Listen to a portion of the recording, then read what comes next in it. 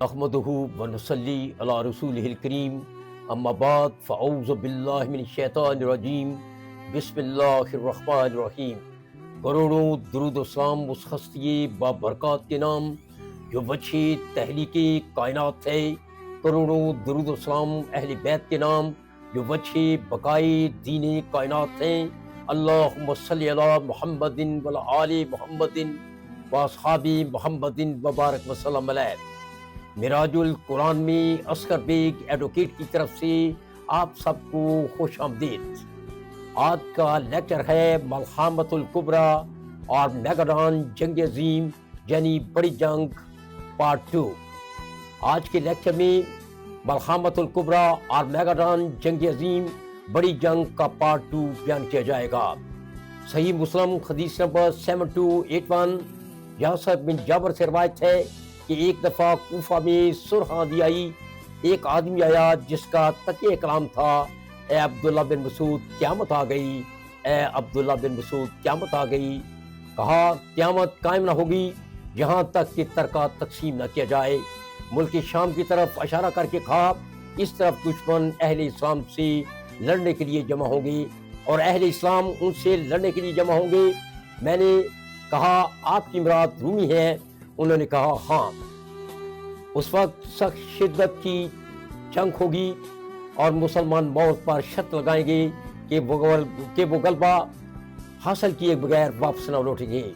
پھر وہ خوب جہاد کریں گے یہاں تک کہ ان کے درمیان رات کا پردہ حائل ہو جائے گا۔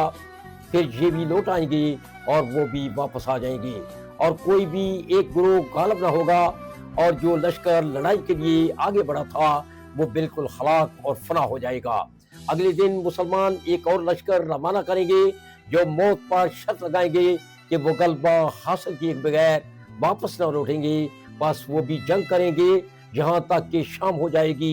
پھر یہ بھی واپس آ جائیں گے اور وہ بھی واپس لوٹ جائیں گے، لیکن کوئی بھی غالب نہ ہوگا اور وہ لشکر بھی ہلاک ہو جائے گا۔ بس جب چوتھا دن ہوگا تو باقی اہل اسلام ان پر حملہ کریں گے تو اللہ کافروں پر شکست مسلط کر دے گا، اور ایسی لڑائی ہوگی کہ ویسی کوئی نہ دیکھی ہوگی، یا کہا کہ ویسی کسی نے بھی نہ دیکھی ہوگی، یہاں تک کہ پرندے بھی ان کے پہلوؤں کے پاس سے گزریں گے تو وہ بھی آگے نہ بڑھ سکیں گے یہاں تک کہ مردہ ہو کر گر پڑیں گے۔ اور ایک باپ کی اولاد کو شمار کیا جائے گا تو وہ 100 ہوں گے، اور ان میں سے سوائے ایک کے کوئی بھی باقی نہ رہے گا۔ پس اس حال میں کس غنیمت پر خوشی ہوگی یا کون سی میراث تقسیم کی جائے گی؟ پس اسی دوران مسلمان ایک اور آفت کی خبر سنیں گے جو اس سے بھی بڑی ہوگی۔ ان کے پاس ایک چیخنے والا آئے گا کہ دجال ان کے بال بچوں میں آ گیا ہے، کہ دجال ان کے بال بچوں میں آ گیا ہے۔ یہ سنتے ہی وہ اپنے ہاتھوں میں موجود چیزیں پھینک دیں گے اور اس کی طرف متوجہ ہو جائیں گے۔ پھر 10 سواروں کا ایک ہرا دستہ روانہ کریں گے۔ رسول اللہ نے فرمایا میں ان کے نام اور ان کے آباء و اجداد کے نام اور ان کے گھوڑوں کے رنگوں کو بھی پہچانتا ہوں، اور وہ اس دن اہل زمین سے بہترین شاہ سوار ہوں گے۔